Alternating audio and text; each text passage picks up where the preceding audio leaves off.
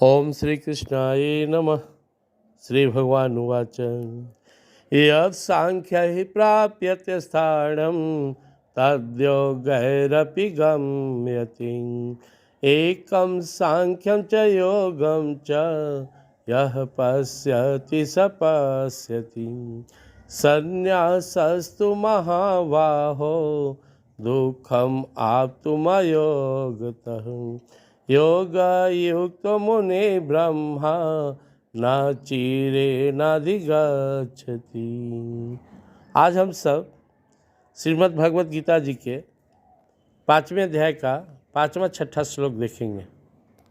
Topic चल रहा था, प्रथम श्लोक में ही भक्तराज अर्जुन का प्रश्न है। अर्जुन भगवान से पूछते हैं कि जो सांख्य योग के माध्यम से भगवान को प्राप्त करना चाहते हैं, सन्यासी बनकर घर परिवार सब त्याग कर और भगवान के प्राप्ति में लग गए, और दूसरा जो संसार में रहकर गृहस्थ आश्रम में रहकर सभी कर्म करते हुए और भगवान की आराधना करते उन्हें प्राप्त करने का प्रयास करते, उसमें श्रेष्ठ कौन है? भगवान बताते हैं चूँकि दोनों का लक्ष्य एक ही है और प्राप्ति भी एक ही है, परम गति, इसलिए कोई अंतर नहीं है। लेकिन चूँकि साधन में जो कर्म योग है वो आसान है, इसलिए भगवान ने कहा यह साधन में आसान रहने की वजह से यह ज़्यादा कल्याणकारी है, ज़्यादा श्रेष्ठकर है। आज भगवान इन दोनों श्लोक में 5वें 6ठे श्लोक में बता रहे हैं यत् सांख्यै प्राप्यते स्थानम तद्योगैरपि गम्यते। सन्यासी लोग साधना के माध्यम से जिस परम पद को प्राप्त करते हैं उसी को गृहस्थ आश्रम में रहने वाले व्यक्ति भी संसार के कर्मों को करते हुए परमात्मा को उन्हें समर्पित करते हुए भी उसी पद को प्राप्त करता है। एकम सांख्यम च योगम च यह पश्यति स पश्यति। इसलिए जो बुद्धिमान व्यक्ति सांख्य योग को और कर्म योग को एक समझता है, एक मानता है, वही वास्तव में जानता है या देखने वाला है, देखता है।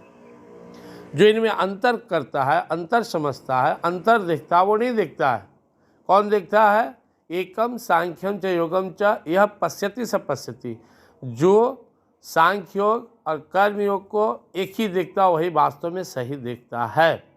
भगवान ने स्पष्ट कर दिए हमारी साधना का प्रकार जो भी हो, हमारा लक्ष्य, हमारी जो नीयत है, हमारा जो भाव हो, वो सही होना चाहिए। उसका परिणाम होगा, क्योंकि परमात्मा एक हैं तो कोई कहीं से भी आएगा उन्हीं को प्राप्त करेगा। जिस रूप में, जिस रंग में, जिस भाव में, जिस स्वभाव में, जिस ढंग में परमात्मा को ढूंढे, सगुण साकार, निर्गुण निराकार, सर्वापार, सर्वाधार, हर रूप में वही हैं। हम जैसे भी जिस प्रकार से परमात्मा की प्राप्ति का प्रयास करते हैं, हमें परमात्मा ही मिलते हैं। परमात्मा सर्व सामर्थ्यशाली है, इसलिए वो हमारे भाव के अनुसार उसी रूप में हमसे मिलते हैं। तो याद रखना है, परमात्मा एक हैं, उनकी प्राप्ति भी जो करेगा तो उसी परमात्मा को प्राप्त करेगा। इसलिए परमात्मा का धाम जिसे हम परम धाम, परम गति का, तो वो भी एक ही है। ना दो परमात्मा है, न दो जगह जीव पहुँचता है। हमारी साधना का प्रकार दो या अनेक हो सकता है, लक्ष्य की। अब भगवान फिर कहते हैं संन्यासस्तु महाबाहो दुखम आप्तुम अयोगतः। जो व्यक्ति कर्मयोग की साधना नहीं किया है, जिसे यह अभ्यास नहीं है कि सारा संसार परमात्मा का, हम भी परमात्मा का, ये लोग परमात्मा का, कर्म करने की सामर्थ्य भी परमात्मा की, जो भी करना है परमात्मा के लिए, उस व्यक्ति से अहंकार का जाना, आसक्ति का जाना मुश्किल होता है। इसलिए उसे दुख होगा, साधना में ज़्यादा कष्ट होगा जिसने त्याग की साधना नहीं किया है। और जो व्यक्ति योगयुक्तो मुनि ब्रह्मा, इस कर्म योग से, बुद्धि योग से, भक्ति योग से युक्त है, न चिरेणाधिगच्छति, वो नीचे नहीं गिरता है। क्यों? क्योंकि उसको डायरेक्ट परमात्मा का सपोर्ट मिलता है। जो सांख्य योगी है वो परमात्मा को निर्गुण निराकार रूप में उन्हें प्राप्त करता है और परमात्मा की शक्ति से प्राप्त करता है। जो सगुण साकार भक्त होते हैं वो परमात्मा को भक्ति योग से प्राप्त करता है, और उसका भी शक्ति भगवान है, लेकिन वो भगवान पर निर्भर रहता है। जहाँ पे जिस साधना का आधार भगवान हो, वहाँ वो जीव नहीं गिरता। आगे इसकी और व्याख्या हम देखेंगे 9वां अध्याय में, कौन्तेय प्रति जानी ही नामे भक्त प्रणश्यति। अर्जुन, भक्त का विनाश नहीं होता, मैं सत्य कहता हूँ। और ये तो सर्वाणी कर्माणि मयि सन्यस्य मत्परा अनन्य नैव योगेन माम ध्यान उपासते तेषामहं समुद्धरता मृत्यु संसार सागरात भवामि न चिरात पार्थ मया विचिरसा। इसी श्लोक का एक तरह से विस्तार हम देखेंगे 12वां अध्याय के 6-7वें श्लोक में भी। ये जो हर काम मेरे लिए करता है, मुझ पर निर्भर है, सोते जागते उठते बैठते हमेशा मेरा ही ध्यान धरता है, ऐसे मैं अपने परम प्रिय भक्त को संसार सागर से बाहर निकालता हूँ, उसका पतन नहीं होने देता हूँ, उसका उद्धार करता हूँ। तो यहाँ स्पष्ट है 2 बातें। पहली बात कि किसी भी मार्ग, किसी भी हमारा साधना का मार्ग जो भी हो, परमात्मा एक है तो प्राप्ति भी एक ही होगी, सब वहीं पहुँचेगा। जैसे नदियाँ एक घाट बहुतेरे, एक नदी के बहुत सारे घाट हो सकते हैं लेकिन नदी एक ही है, ऐसी परमात्मा की प्राप्ति के मार्ग अलग अलग हो सकते हैं, जिसे जो मार्ग पसंद है उससे साधना करे, लेकिन अंतिम जो लक्ष्य है, अंतिम जो पहुँच है वो एक ही होगा। और दूसरा बात क्या कहते हैं कि जो सन्यासी हैं, सांख्य योगी हैं, उन्हें ज़्यादा कष्ट होगा, क्योंकि शरीर में आसक्ति है, उन्होंने प्रैक्टिस नहीं किया है। दुखम आप्तुम अयोग्यता, वो योग से जुड़े नहीं। जैसे कोई व्यक्ति छोटा मोटा गाड़ी चलाता हो तो बड़ा वाहन भी चला लेगा, साइकिल चलाता है तो मोटरसाइकिल पर जल्दी बैलेंस बनेगा, कुछ अक्षर ज्ञान है तो किताब पढ़ना आसान है। ऐसे ही जो कर्मयोग का साधना किया है, कर्मयोग को स्पष्ट समझ लेना है। कर्मयोग का भाव क्या है? सारा संसार प्रभु की है, हम भी प्रभु के हैं, जो हम काम कर रहे हैं, जो हमें कार्य मिला है भी प्रभु ने दिया है, उन्हीं के शक्ति से, उन्हीं के सामर्थ्य से हम काम कर रहे हैं। और जो जितने लोग हैं उनके कल्याण के लिए कर रहे हैं, समाज के, संसार के कल्याण के लिए, परमात्मा की प्रसन्नता के लिए कर्म करना ही कर्मयोग है। जहाँ संसार के कल्याण की भाव है वहाँ परमात्मा की कृपा, परमात्मा की प्रसन्नता अपने आप मिलने लगी। क्यों? सारा संसार प्रभु का है। निर्वैरा सर्वभूतेषु यश मामेति पांडव। भगवान कहते हैं कि जब साधक के अंदर दुनिया के किसी भी प्राणी को लेकर कोई वैर भाव ना हो तो वो मेरी प्राप्ति का अधिकारी बन जाता है।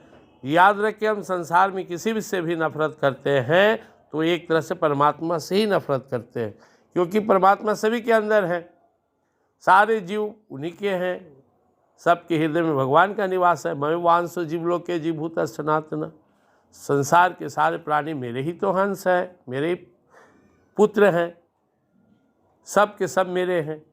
अब इन सबों में किसी से भी नफरत करने का मतलब परमात्मा से नफरत करना है। तो हम सब सुनते हैं पाप से नफरत करो, पापी से नहीं। व्यक्ति में जो गड़बड़ियां हैं, जो उसके अंदर में दुर्गुण दुर्विचार हैं, उससे दूरी बनाना है, उसके प्रति सचेत रहना है। हमें व्यक्ति के प्रति नहीं। जैसे अगर बच्चा कीचड़ में गिर जाए तो माँ उसे उठा कर नहीं फेंकती, उसे सावधानी से उठाती है, धोती है, फिर घर में लेकर आती है। उसी तरह से संसार में सारे जीव परमात्मा के हैं, और कोई जीव किसी भी अवस्था में हो, अगर वो परमात्मा में लग जाए तो पूर्ण शुद्ध बन जाएगा। तो यहाँ स्पष्ट समझना है। और दूसरी, व्यक्ति की रुचि या सामर्थ्य पर निर्भर है। अब शंकराचार्य महाराज 8 साल में संन्यास ले लिए। उनके अंदर जो तेज, ओज, सामर्थ्य, संस्कार, वो सब दिव्य था, अद्भुत था, इसलिए वो सब सफल हो गए। और आज के डेट में बहुत सा साधु सन्यासी बनकर भी फिर घबरा जाते हैं, भ्रष्ट हो जाते हैं, गिर जाते हैं। तो सबसे सहज मार्ग है भगवान की जो भाव है, जो हमारी समझ में आ रही है। भगवान इशारा कर रहे हैं कि जिस देश में, जिस वेश में, जिस परिवेश में, जिस काल में, जिस अवस्था में, जिस व्यवस्था में भी रहो, तुम वहीं से परमात्मा की प्राप्ति का प्रयास करते रहो। अपना भाव शुद्ध रखो, कर्म में शुद्धता रखो, कर्म में पवित्रता रखो, लोगों के प्रति प्रेम भाव रखो, सबके भला की चाहत रखो। इस तरह से तुम सहज में परमात्मा को प्राप्त करोगे। अंतिम जो शब्द है बहुत ही भगवान हम सब साधकों को प्रेरित करने वाले बताए, न चिरे नाधिगच्छति, उसका दोबारा पतन नहीं होता है, वो गिरता नहीं है। किसका? जो परमात्मा में लग जाता है। अगर हमारा उद्देश्य परमात्मा की प्राप्ति है तो हम कभी नहीं गिरेंगे। जो गिरते हैं स्पष्ट समझ लेना चाहिए उनका उद्देश्य परमात्मा की प्राप्ति रहा ही नहीं, चाहे वो धन के लिए, चाहे मान सम्मान के लिए, दुनिया में अपने को पुजवाने के लिए, या अन्य किसी दूसरे उद्देश्य से वो परमात्मा में लगे थे या लगे हुए हैं, तो उनका पतन स्वाभाविक है। लेकिन अगर उद्देश्य परमात्मा की प्राप्ति हो जाए तो पतन हो ही नहीं सकता है, क्योंकि जैसे हमारा उद्देश्य भागवत प्राप्ति की होती हो वैसे ही परमात्मा हमें थाम लेते हैं। मामे कम शरणम व्रज, तुम जैसे ही मेरे शरणागत होगे, अहम तो आसर पापे भी मुख्य सामी माँ सुचा, वैसे ही मैं तुम्हें थाम लूँगा। जैसे बच्चा अपने माता पिता के साथ चल रहा है, उंगली पकड़ के चल रहा है, जैसे ही बैठ के आप नहीं चलेंगे वैसे उसके माता या पिता उसे गोद में उठा लेते हैं। वैसे ही जैसे ही हम परमात्मा पर पूर्ण रूप से निर्भर हो जाते हैं, उसी क्षण परमात्मा हमें स्वीकार कर लेते हैं। हम में विलम्ब हो सकता है, हम में विलम्ब है, परमात्मा में विलम्ब नहीं हो सकता। इसलिए अब जिस देश काल अवस्था व्यवस्था में हैं वहीं से परमात्मा प्राप्ति के लिए उपाय करें। और उपाय क्या है? हर काम परमात्मा की प्रसन्नता के लिए करें, संसार के कल्याण के लिए करें, सबके प्रति प्रेम भाव रखें, सहयोग का भाव रखें, यही कर्मयोग है। और अगर आप में विशेष सामर्थ्य है, ऐसा लगता है कि हम सब छोड़कर चले जाएं हिमालय के गुफा में, घर परिवार त्याग कर साधु सन्यासी बन जाएं, और आपसे लगता है कि नहीं हो जाए तो कीजिए, रोक नहीं है। लेकिन यह साधन कठिन है, खासकर आज इस कलयुग में। अब जंगल भी कट गए, बहुत जल्दी आपको सुंदर गुफा झरने भी नहीं मिलेंगे। पहले साधु सन्यासी बहुत ज़्यादा होते थे, जंगल पहाड़ गुफाओं में, वो भी नहीं मिलेंगे। तो आज के डेट में हम संसार में रहते हुए भी हर काम परमात्मा के लिए कर सकते हैं। योग युक्तो मुनि ब्रह्मा, हमें योग युक्त होना। योग का गीता में अर्थ है परमात्मा से जुड़ने का प्रयास। अगर हम परमात्मा से जुड़ने के लिए निरंतर हर कर्म उन्हीं को समर्पित करके करते रहें, तो भगवान ने हम मुनि भी शब्द जोड़ दिए। मतलब यह साधक मननशील होता है, उसके अंदर यह भाव होता है कि मैं कर्म क्यों कर रहा हूँ, क्योंकि संसार में जीना है, संसार में रहना है तो कर्म करना पड़ेगा। तो किसके लिए कर रहा हूँ? परमात्मा के लिए। संसार में परमात्मा कहाँ है? हर जीव में परमात्मा है। किसी का भी कल्याण, किसी का भी परोपकार कर रहे हैं तो परमात्मा की ही खुशी होगी उसमें। इसलिए इस भाव को रखते हुए योग युक्त मुनि ब्रह्म, परमात्मा से जुड़कर शुद्ध भाव रखकर, परमात्मा प्राप्ति की भाव रखकर ही कर्म करना है। और इसमें दुख नहीं होगा, क्योंकि सब जब परमात्मा का है, सब कुछ परमात्मा के लिए कर रहे हैं, तो सुख दुख भी उन्हीं का है। जब हम अपने लिए जीते हैं तब ना प्रॉब्लम है, अपना कुछ है ही नहीं। ऑफिस की तरह आ रहे हैं, जिस कर्मचारी आए काम किए चल दियो, वैसे ही संसार में आए हैं, जितना दिन रहना है कार्य करेंगे, निकल चलेंगे, कौन सा इससे प्रॉब्लम है। इसलिए हम सब हर काम परमात्मा के लिए करें, प्रसन्नता भाव के साथ करें, सबके कल्याण का भाव रखें, हमारा कल्याण भी हो जाएगा। प्रेम से वृंदावन बिहारी लाल की जय।